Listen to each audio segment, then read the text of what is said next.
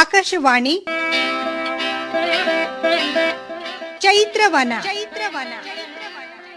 ಲಕ್ಷ್ಮೀಶನ ಜೈಮಿನಿ ಭಾರತದ ಸಮಗ್ರ ವಾಚನ ವ್ಯಾಖ್ಯಾನ ಕಾರ್ಯಕ್ರಮ.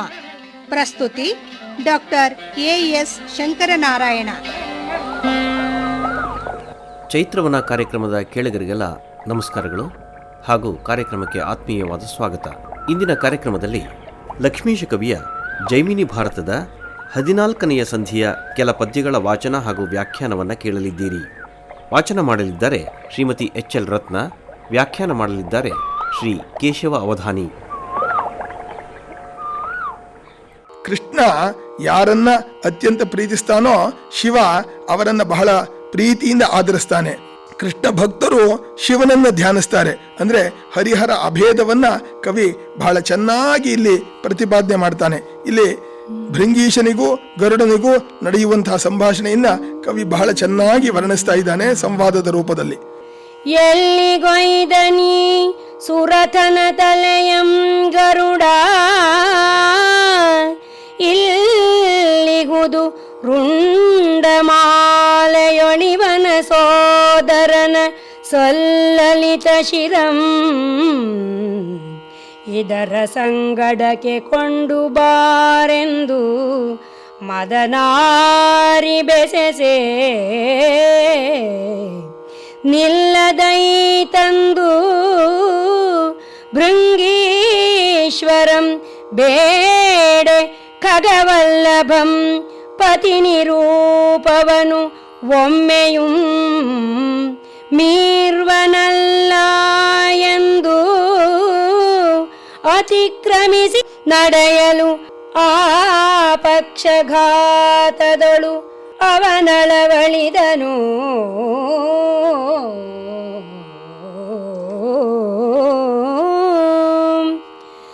ಗರುಡನ ಗರಿಯ ಗಾಳಿಯೊಳ್ ಸಿಕ್ಕಿ ಬೆಂಡಾಗಿ ತಿರುಗಿ ಬಂದ ಅಭವಂಗೆ ಭೃಂಗಿಪಂ ಭಿನ್ನೈಸುತ್ತಿರೆ, ಕೇಳು ಗಿರಿಜನ ಸುನಗುತೆ ಹರಿವಾಗನನ ಬಲ್ಮೆಯಂ ನೆರೆ ಪೊಗಳ್ದು, ಪೆರಿದಾತನಂ ಜರೆಯೇ ತಲೆವಾಗಿ ಲಜ್ಜಿಸಲ್, ಪುರಗರಂ ಕೃಪೆಯೊಳವನಂ ಮತ್ತೆ ಸಂತೈಸಿ ಕರೆದು ವೃಷರಾಜಂಗೆ ಬೆಸಸೆ, ಬೆಂಬತ್ತಿದಂ ಪಕ್ಷೀಂದ್ರನಂ ನಭದೊಳು.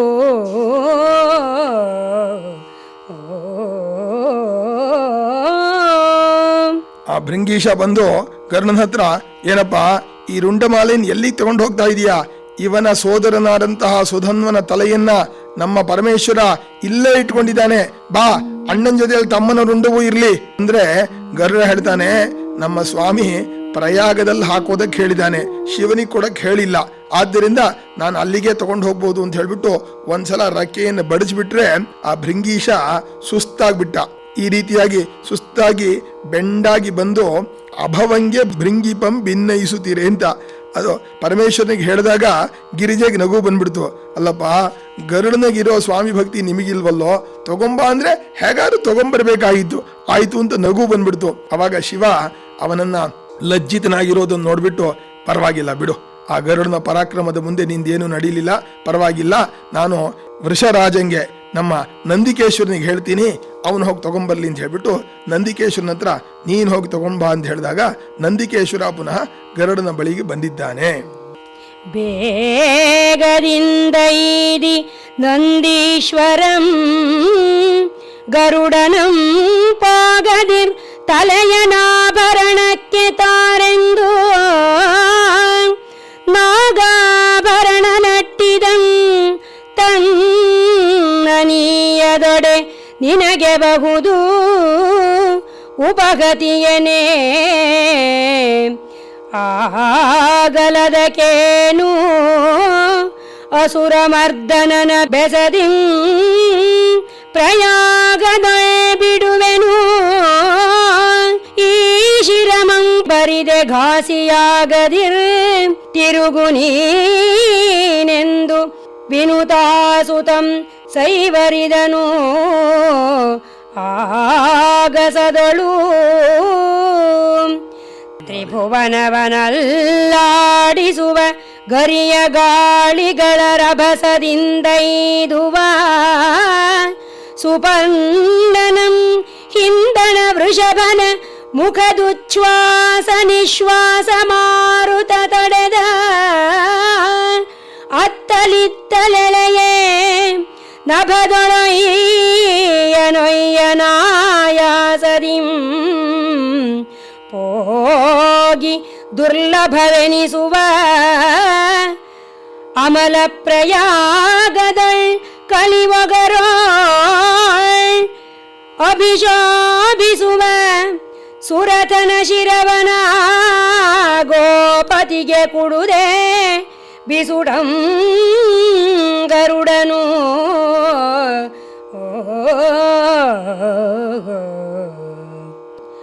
ನಂದಿಕೇಶ್ವರನು ಹೋದಾಗಲೂ ಕೂಡ ಅವನು ಕೊಡಲಿಲ್ಲ. ನಂದಿಕೇಶ್ವರನ ಒಂದು ಬೀಸುಗಾವ್ಯ, ಅವನ ಗಾಳಿ ಮತ್ತೆ ಗರುಡನ ವೇಗ ಎರಡೂ ಸೇರ್ಕೊಂಡ್ರೂ ಕೂಡ ಏನು ಮಾಡಕ್ಕಾಗಲಿಲ್ಲ. ಆಮೇಲೆ ಅದೆರಡೂ ಕೂಡ ಆ ತಲೆಯನ್ನು ತಡಿತಾ ಇದ್ರು. ಗರುಡ ವೇಗವಾಗಿ ಆಯಾಸವಾದರೂ ಕೂಡ ಹೋಗಿ ಆ ಪ್ರಯಾಗದಲ್ಲೇ ಅದನ್ನು ಹಾಕಿಬಿಟ್ಟ. ಕಲಿವೀರನ ಶೌರ್ಯವನ್ನೇ ಹಾಕುವಂತೆ ಹಾಕಿಬಿಟ್ಟಿದ್ದಾನೆ. ಆ ಗರುಡನು ಆ ಶಿರವನು ಆ ಪ್ರಯಾಗದ ಜಲದೊಳು ಆ ಗಗನದಿಂದ ಬಿಸುಟು ಆ ಕೃಷ್ಣನಿದ್ದ ಬಳಿಗಾಗಿ ತಿರುಗಿದನು.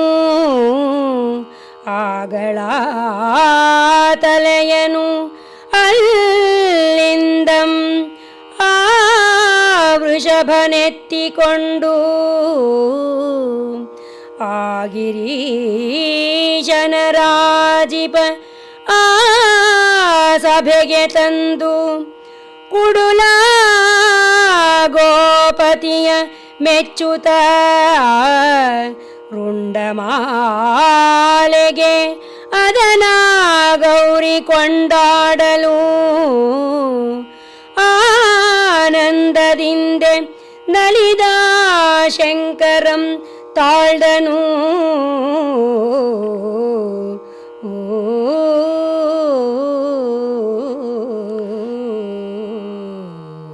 ಕವಿ ಈ ಪದ್ಯದಲ್ಲಿ ಆಕಾರದ ಪ್ರಾಸವನ್ನ ಎಷ್ಟು ಚೆನ್ನಾಗಿ, ಆ ಗರುಡ, ಆ ಶಿರ, ಆ ಪ್ರಯಾಗದ ಜಲ, ಆ ಗಗನ ಬಿಸುಟ, ಆ ಕೃಷ್ಣ, ಆಗಳು, ಆ ತಲೆ, ಆ ವೃಷಭ, ಆ ಗಿರೀಶ, ಆ ರಾಜಿಪ ಸಭೆ, ಆ ಗೋಪತಿ, ಆ ರುಂಡಮಾಲೆ, ಆ ಗೌರಿ, ಆನಂದ, ಆ ಶಂಕರ, ಹೀಗೆ ಎಲ್ಲವನ್ನು ಬಹಳ ಸ್ವಾರಸ್ಯವಾಗಿ ಒಂದೊಂದನ್ನು ಕೂಡ ಆಕಾರದ ಪ್ರಾಸದಲ್ಲಿ ಬಹಳ ಚೆನ್ನಾಗಿ ಹೇಳಿದ್ದಾನೆ. ಹೀಗೆ ಪುನಃ ತಲೆಯನ್ನ ನಂದಿಕೇಶ್ವರ ತಗೊಂಡ್ಬಂದು ಶಿವನಿಗೆ ಕೊಡೋಣ. ಶಿವ ಆ ಸಭೆಯಲ್ಲಿ ಎಲ್ಲರಲ್ಲೂ ತಲೆಯನ್ನ ಪ್ರೀತಿಯಿಂದ ಸ್ವೀಕಾರ ಮಾಡಿದ್ದಾನೆ. ಗೌರಿಗೂ ಕೂಡ ಬಹಳ ಸಂತೋಷವಾಗಿದೆ. ಆಮೇಲೆ ಅದನ್ನು ತನ್ನ ರುಂಡಮಾಲೆಗೆ ಶಿವ ಸುರಥನ ತಲೆಯನ್ನ ಧಾರಣೆ ಮಾಡಿದ್ದಾನೆ. ಇತ್ತಲರ್ಜುನ ಕೃಷ್ಣರಿಂದೆ ಸುರತಂ ಮಡಿದ ವೃತ್ತಾಂತಮಂ ಕಂಡು ಹಂಸಧ್ವಜಂ ತನ್ನ ಚಿತ್ತದೊಳ್ ಕಡುನೊಂದಳಲ್ದು ಮಿಗೆ ಮರಣಮಂ ನಿಶ್ಚಯಿಸಿ ರೋಷದಿಂದೆ ತತ್ತರಣದಳ್ ಕಾದಿ ಮುರಗರಂ ಮೆಚ್ಚಲು ಆನುತ್ತಮದ ಗತಿವಡುವೆನೆಂದು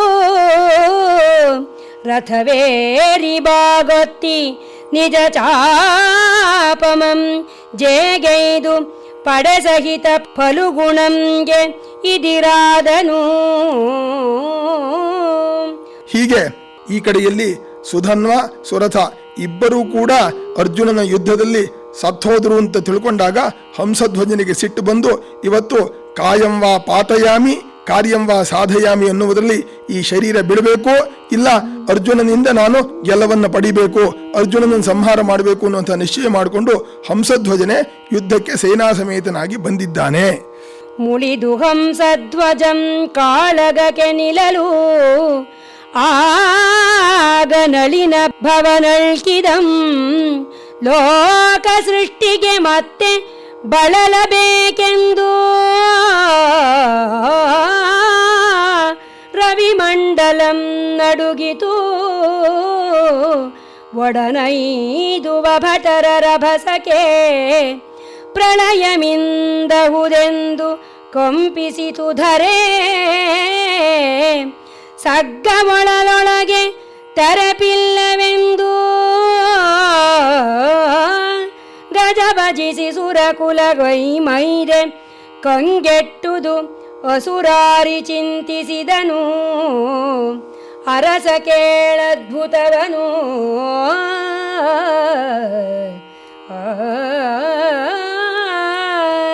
ಹಂಸಧ್ವಜ ಯುದ್ಧಕ್ಕೆ ಬಂದಾಗ ಕವಿ ವರ್ಣನೆ ಮಾಡ್ತಾ ಇದ್ದಾನೆ. ಈಗ ಹಂಸಧ್ವಜನ ಯುದ್ಧದಲ್ಲಿ ಬಹುಶಃ ಲೋಕದಲ್ಲೇ ಪ್ರಳಯವಾಗ್ಬಿಡುತ್ತೆ ಕಾಣುತ್ತೆ, ಅಷ್ಟು ರೋಷದಲ್ಲಿದ್ದಾನೆ. ನೋಡಿದರೆ ರವಿ ಮಂಡಲವೇ ನಡುಗ್ತಾ ಇದೆ ಆ ಭಟರ ಒಂದು ರಭಸಕ್ಕೆ. ಇವತ್ತು ಪ್ರಳಯವಾಗತ್ತಾ ಅಂತ ಹೇಳ್ಬಿಟ್ಟು ಭೂಮಿಯೆಲ್ಲ ಅದರ್ತಾ ಇದೆ. ದೇವತೆಗಳು ಸ್ವರ್ಗದಲ್ಲಿ ಜಾಗ ಏನಿದೆ ಸ್ವಾಮಿ, ಇಷ್ಟು ಜನರು ಒಟ್ಟಿಗೆ ಸತ್ತು ಬಂದ್ಬಿಟ್ರಿ ಅಂತ ದೇವತೆಗಳೆಲ್ಲ ನಡುಗ್ತಾ ಇದ್ದಾರಂತೆ. ಹೀಗೆ ಪ್ರಪಂಚವೇ ಒಂದು ರೀತಿ ಗಾಬರಿ ಆಗ್ಬಿಡ್ತು ಅಂತ ಹೇಳಿ ಅಂಥ ರೋಷ ಹಂಸಧ್ವಜನಿಗೆ ಬಂದಿದೆ. ಕೃಷ್ಣ ಯೋಚನೆ ಮಾಡ್ದ, ಈ ಹಂಸಧ್ವಜ ಈಗ ಯುದ್ಧ ಮಾಡುವಂತಹ ಸಂದರ್ಭವಲ್ಲ, ಇವನು ಬಹಳ ಕಾಲ ಉಳಿಬೇಕು, ಇವನು ಮಹಾವಿಷ್ಣು ಭಕ್ತ, ಇಂಥವರು ಭೂಮಿಯಲ್ಲಿ ಬಹಳ ಕಾಲ ಇರಬೇಕು ಅಂತ ಹೇಳಿಬಿಟ್ಟು ಆ ಹಂಸಧ್ವಜನನ್ನ ಸಮಾಧಾನ ಮಾಡುವುದಕ್ಕೆ ತಾನೇ ರಥದಿಂದ ಇಳಿದು ಬಿಟ್ಟು, ಹಂಸಧ್ವಜ ನೀನು ಯುದ್ಧ ಮಾಡುವುದು ಬೇಡ, ಪಾಂಡವರ ಜೊತೆಯಲ್ಲಿ ನೀನು ಸೌಹಾರ್ದವನ್ನು ಮಾಡ್ಕೊ ಅಂತ ಹೇಳಿ ಇಬ್ಬರಿಗೂ ಸೌಹಾರ್ದವನ್ನು ಮಾಡಿಸ್ತೀನಿ ಅಂತ ಹೇಳಿ ಪರಮಾತ್ಮನೇ ರಥದಿಂದ ಇಳಿದು ಹಂಸಧ್ವಜನ ಕಡೆಗೆ ಬರ್ತಾ ಇದ್ದಾನೆ. ಹಂಸಧ್ವಜಂ ಕಾದಲು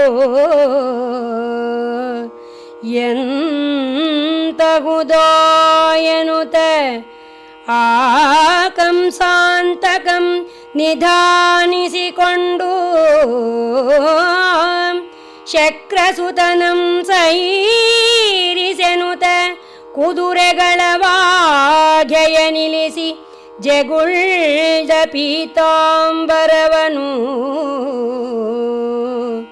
ಹಂಸದೊಳ್ ಸಾರ್ಚುತೆ ವರೂಥಮಿಳಿದು ಸಿಂಹಂ ಸಾಲಿಸುವ ಗತಿಯೊಳೈ ತಂದನು ಆಗ ತನ್ನಂ ಸೇವಿಪರ್ಗೆ ಸೇವಕನೆಂಬುದಂ ತೋರುತ ಆತನ ಸಮೀಪಕ್ಕಾಗಿ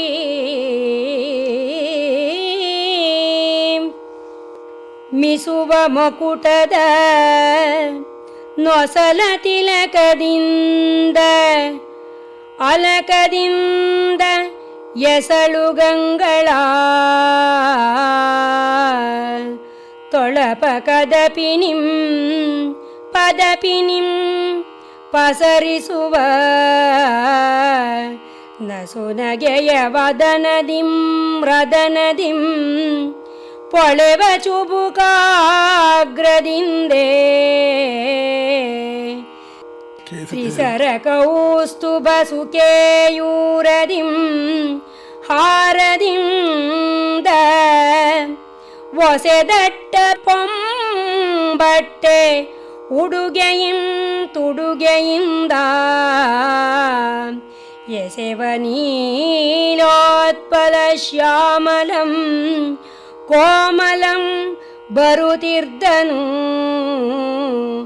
ಅವನಿದಿರೊಳು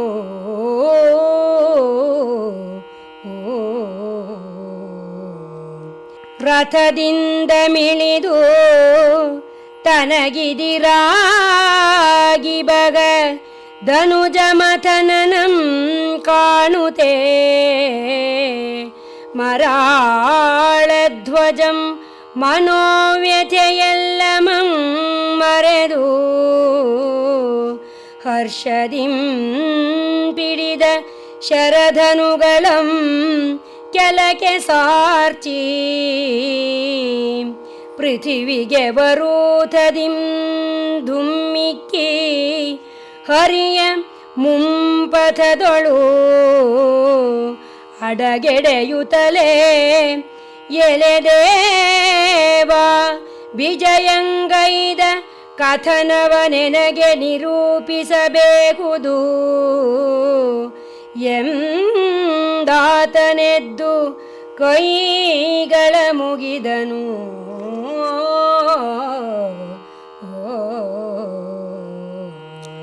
ಹಂಸಧ್ವಜ ಯುದ್ಧಕ್ಕೆ ನಿಂತುಕೊಂಡಾಗ ಕೃಷ್ಣನಿಗೆ ಅರ್ಥವಾಯಿತು, ಈಗ ಯುದ್ಧ ಆಗಬಾರ್ದು, ಸಾಕು ಅಂತ. ಅದಕ್ಕೋಸ್ಕರವಾಗಿ ಒಂದು ಸಿಂಹವನ್ನ ಸೋಲಿಸುವ ಗತಿಯಲ್ಲೇ ಧೈರ್ಯವಾಗಿ ಅವನು ಹೋಗ್ತಾ ಇದ್ದಾನೆ. ಕೃಷ್ಣ ಪರಮಾತ್ಮ ಯಾವಾಗ ಕಾಲ್ನಡಿಗೆಯಿಂದ ಬಂದ ಅದನ್ನು ನೋಡ್ತಾ ಇದ್ದಾನೆ. ಎಂಥ ಸುಂದರ ಮೂರ್ತಿ, ಈ ಮೇಘಶ್ಯಾಮಲ ಕೋಮಲನಾದಂತಹ ಕೃಷ್ಣ ಬರ್ತಾ ಇದ್ದಾನಲ್ಲ ಅಂತ ಹೇಳಿಬಿಟ್ಟು ಹಂಸಧ್ವಜನಿಗೆ ತಡ್ಕೊಳಕ್ಕಾಗಲೇ ಇಲ್ಲ. ರಥದಿಂದ ಇಳಿದು ಬಿಟ್ಟು ತನ್ನ ಕಡೆಗೆ ಬರ್ತಾ ಇದ್ದಾನೆ ಅಂತಂದಾಗ ತಾನು ರಥದ ಮೇಲೆ ಇರಬಾರ್ದು ಅಂತ ಹೇಳಿ ವರೂತದೀಂ ಧುಮ್ಮಿಕ್ಕಿ ಅಂತ ತಾನು ರಥದಿಂದ ಹಾರ್ಬಿಟ್ಟು ಆ ಕೃಷ್ಣನ ಮುಂದೆ ಬಂದ್ಬಿಟ್ಟು, ದೇವಾ ಈ ಕಡೆಗೆ ಬಂದ್ರಲ್ಲ, ಇದು ಯಾತಕ್ಕೋಸ್ಕರ ಬಂದು ದಯವಿಟ್ಟು ತಿಳಿಸ್ಬೇಕು ಅಂತ ಹೇಳಿ ಬಹಳ ಭಕ್ತಿಯಿಂದ ಕೇಳ್ತಾ ಇದ್ದಾನೆ. ಕೃಷ್ಣ ನಗುತ್ತಾ ಅವನಿಗೆ, ನೀನು ಈ ಮನೋವ್ಯಥೆಯೆಲ್ಲ ಬಿಡು, ನೀನು ಯುದ್ಧವನ್ನು ಸಾಕು, ಈ ಖ್ಯಾತ್ರ ತಾಮಸ ಬೇಡ, ನೀನು ಪಾಂಡವರ ಜೊತೆಯಲ್ಲಿ ಸ್ನೇಹವನ್ನು ಬಯಸಿಬಿಟ್ಟು ಅಶ್ವಮೇಧಕ್ಕೆ ನೀನು ಬೆಂಬಲಿನಾಗಿ ನಿಂತುಕೊಳ್ಬೇಕು ಅಂತ ಹೇಳಿ ಅವನಿಗೆ ತಿಳಿಸೋಣ.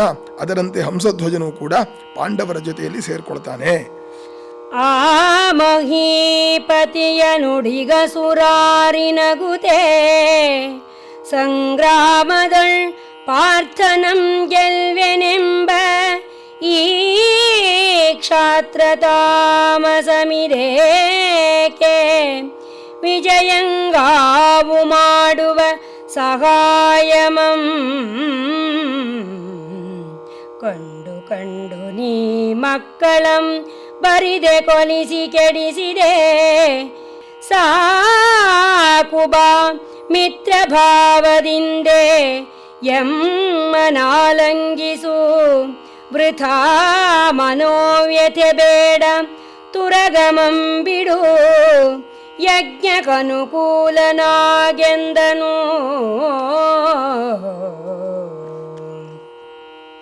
ಕ್ಷತ್ರಿಯರ ಬಿರುದಿನ ಹಯಂ ಬರಲ್ಕಟ್ಟದೆ ಧರಿತ್ರಿಯನದಂತಾಳ್ಪದಂ ಬಳಿಕ ಗೆಲ್ದೊಡಂ ಶತ್ರುಮಿನ್ ಅಂದಣಿದೊಡೆ ಕೇಡಾವುದಾತಂಗೆ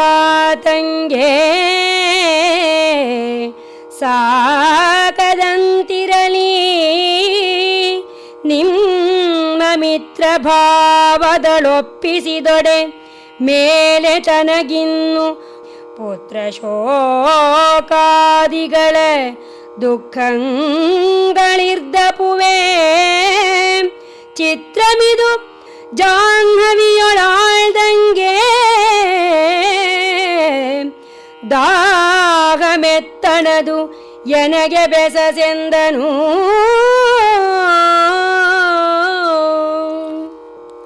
ಹಂಸಧ್ವಜನಿಗೆ ನಾನು ಮಮ ಪ್ರಾಣಾಹಿ ಪಾಂಡವಾಹ ಅಂತ ಕೃಷ್ಣ ಪಾಂಡವರಿಗೋಸ್ಕರವಾಗಿ ಸರ್ವಸ್ವವನ್ನು ಬಿಡೋಕೆ ತಯಾರಿದ್ದಾನೆ ಅಂತಂದಾಗ ಗೊತ್ತಿದ್ದು ನಿನ್ನ ಮಕ್ಕಳನ್ನ ಸುಮ್ಮನೆ ಕೊಲ್ಲಿಸ್ಬಿಟ್ಟಿಯಲ್ಲಪ್ಪ, ನೀನು ಅವತ್ತೇ ನನ್ನ ಮಾತನ್ನು ಕೇಳಬೇಕಾಗಿತ್ತು. ಈಗಲಾದರೂ ಕೂಡ ನಿನಗೆ ಬುದ್ಧಿ ಬಂತು, ಆಯಿತು, ನನ್ನನ್ನು ಆಲಿಂಗಿಸು, ಅರ್ಜುನನನ್ನು ಆಲಿಂಗಿಸು, ಧರ್ಮರಾಜನ ಯಜ್ಞಕ್ಕೆ ನೀನು ಅನುಕೂಲನಾಗು ಅಂತಂದಾಗ ಹಂಸಧ್ವಜ ಬಹಳ ತಮಾಷೆಯಾಗಿ, ಸ್ವಾಮಿ ಕ್ಷತ್ರಿಯರು ಇದನ್ನ ಕುದುರೆಯನ್ನು ಶಕ್ತಿ ಇದ್ದವರು ಕಟ್ಟಬೇಕು ಅಂತ ಬರೆದಾಗ ಕಟ್ಟಿಬಿಟ್ವಿ, ಅಕಸ್ಮಾತ್ ಯುದ್ಧದಲ್ಲಿ ನಾವು ಸೋತ್ರೆ ವೀರ ಸ್ವರ್ಗ, ಇಲ್ಲದೇ ಇದ್ರೆ ನಾವು ಭೂಮಿಯನ್ನು ಆಳ್ತೀವಿ ಅನ್ನುವಂತಹ ಭಾವದಿಂದ ಮಾಡಿದ್ವಿ, ಆಯಿತು, ಆ ತಪ್ಪನ್ನು ನಾನೀಗ ಮತ್ತೆ ಈಗ ನಾನು ವಿಮರ್ಶೆ ಮಾಡೋದಿಲ್ಲ, ಈಗ ನಾನು ಮಿತ್ರ ಭಾವದಿಂದ ಬಂದಾಯಿತು, ನೀನು ನನ್ನ ಕಡೆಗೆ ಇದ್ದ ಮೇಲೆ ನನಗೆ ಯಾವ ಪುತ್ರ ಶೋಕವೂ ಇಲ್ಲ. ಅದಕ್ಕೆ ಹೇಳ್ತಾನೆ, ಜಾಹ್ನವಿಯೊಳು ಆಳ್ದಂಗೆ ದಾಹ ಮೆತ್ತಣದು. ಗಂಗಾ ನದಿಯಲ್ಲೇ ಇರೋವನಿಗೆ ಬಾಯಾರಿಕೆ ಅಂದ್ರೆ ಅರ್ಥವೇನು ಅಂದ್ರೆ ಎರಡು ಭಾವ. ಗಂಗಾ ನದಿಯಂತೆ ನೀನು ಪವಿತ್ರನಾಗಿದ್ದೀಯಾ, ಗಂಗಾ ನದಿ ಎಲ್ಲವನ್ನೂ ಶಮನ ಮಾಡುವಂತೆ ನೀನು ಸಮಸ್ತವನ್ನು ಅನುಗ್ರಹಿಸ್ತೀಯಾ ಅಂತ ಹೇಳಿ ಆ ಭಗವಂತನಿಗೆ ಹೇಳ್ತಾ, ನಾನು ಖಂಡಿತವಾಗಿಯೂ ಕೂಡ ಯುದ್ಧಕ್ಕೆ ನಾನು ತಯಾರಾಗಿಲ್ಲ, ನಿನ್ನ ಮಾತಿನಂತೆ ನಾನು ಯುದ್ಧವನ್ನು ಕೈ ಬಿಡ್ತಾ ಇದ್ದೀನಿ ಅಂತ ಹೇಳಿದಾಗ ಕೃಷ್ಣ, ಆಯ್ತಪ್ಪ, ನೀನು ನಮ್ಮೊಡನೆ ಸಖ್ಯವನ್ನು ಮಾಡು ಅಂತ ಹೇಳಿ ಅವನಿಗೆ ಉಪದೇಶ ಮಾಡ್ತಾ ಇದ್ದಾನೆ. ಆದೊಡೆಲೆ ನೃಪ ಸಖ್ಯದಿಂದೆಮ್ಮನೀಗ ನೀನಾದರಿಸಿ ಪಾರ್ಥನಂ ಕಂಡು ಧರ್ಮಜನ ಹಯಮೇಧಕ್ಕೆ ಸಹಾಯಮಾಗಿಹುದೆಂದು ಕೃಷ್ಣನವನಂ ತೆಗೆದು ತಕ್ಕೈಸಲು ಕಾದಿ ಮಡಿದಾತ್ಮಜರ ಶೋಕಮಂ ಮರೆದು ಮಧುಸೂದನಂಗೆರಗಿದೊಡೆ ಮಗುಳಪ್ಪಿ ಸಂತೈಸುತ್ತ ಆದಯಾಂಬುಧಿ ವಿಜಯನಂ ಕರೆದು ಮೈತ್ರಿಯಿಂದ ಆತನಂ ಕೂಡಿಸಿದನು. ಈಗ ನೀನು ನಮ್ಮ ಸಖ್ಯವನ್ನ ಸ್ವೀಕಾರ ಮಾಡುವಂತಂದಾಗ ನೀನು ಪಾರ್ಥನನ್ನ ಆಧರಿಸು, ಧರ್ಮರಾಜನ ಅಶ್ವಮೇಧಕ್ಕೆ ನೀನು ಸಹಾಯವಾಗಬೇಕು ಅಂತ ಹೇಳೋಣ. ಆ ಕೃಷ್ಣನ ಮಾತಿಗೆ ಅವನು ತನ್ನ ಎಲ್ಲ ಶೋಕವನ್ನು ಕೈ ಬಿಟ್ಬಿಟ್ಟು ಕೃಷ್ಣ ಪರಮಾತ್ಮನಿಗೆ ಸಾಷ್ಟಾಂಗ ನಮಸ್ಕಾರವನ್ನು ಮಾಡಿದ್ದಾನೆ. ಅವನು ಆ ದಯಾಸಾಗರನಂಥ ಕೃಷ್ಣನೂ ಕೂಡ ಅವನನ್ನು ಸಮಾಧಾನ ಪಡಿಸಿದ್ದಾನೆ. ವಿಜಯನನ್ನು ಕರೆದು ಮೈತ್ರಿಯಿಂದ ಆತನನ್ನು ಕೂಡಿಸಿದನು. ಅರ್ಜುನ, ನೀನು ಹಂಸಧ್ವಜ ಈಗ ಶತ್ರುಗಳಲ್ಲ, ನೀವಿಬ್ಬರು ಮಿತ್ರರು, ಇಬ್ಬರೂ ಧರ್ಮರಾಜನ ಅಶ್ವಮೇಧಕ್ಕೆ ಸಹಾಯಕರು ಅಂತ ಹೇಳಿ ಇಬ್ಬರಿಗೂ ಮೈತ್ರಿಯನ್ನು ಮಾಡಿದಾಗ ಅವನು ತನ್ನ ಸರ್ವಸ್ವವನ್ನು ಕೂಡ ಕೃಷ್ಣನ ಆಜ್ಞೆಯಂತೆ ಧರ್ಮರಾಜನಿಗೆ ಸಮರ್ಪಣೆ ಮಾಡಿದ್ದಾನೆ. ಹರಸಕ್ಕೆ ಬಳಿ ಕುಳಿದ ಸೇನೆಯಂ ಸುತ ಸಹೋದರ ಬಂಧುವರ್ಗಮಂ ಸಚಿವ ಸಾಮಂತರಂ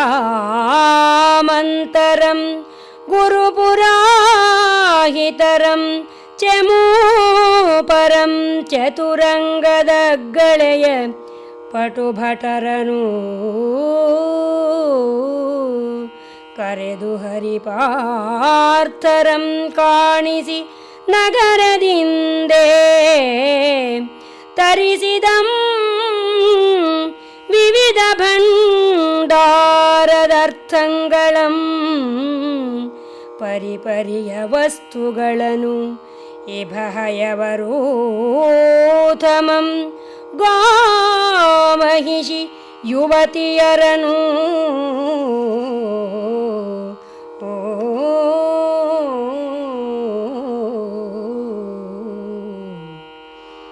ಕಡೆಯ ಮಾತೇನು ಇವಂ ಸಪ್ತ ಪ್ರಕೃತಿಗಳಂ ತಡೆಯದೆ ಎಲ್ಲವನು ಇವರ್ಗೊಪ್ಪಿಸಿದನು. ಆ ನಗರದೆಡೆಯೊಳು ಐದಿರುಳಿರ್ದು ಹಂಸಧ್ವಜಂ ಸಹಿತ ಪಾರ್ಥನಂ ತುರಗದೊಡನೆ ಪಡೆಯ ಸನ್ನಾಗದಿಂ ಕಳುಗಿ ಮುಂದಕ್ಕೆ ಹಯಂ ನಡೆಯಲು ಅಲ್ಲಿಯ ವಸ್ತುಗಳ್ವೆರೆಸಿ ದೇವಪುರದೊಡೆಯ ಲಕ್ಷ್ಮೀವರಂ ಗಜನಗರಿಗೈ ತಂದು ಭೂಪಾಲನಂ ಕಂಡನು.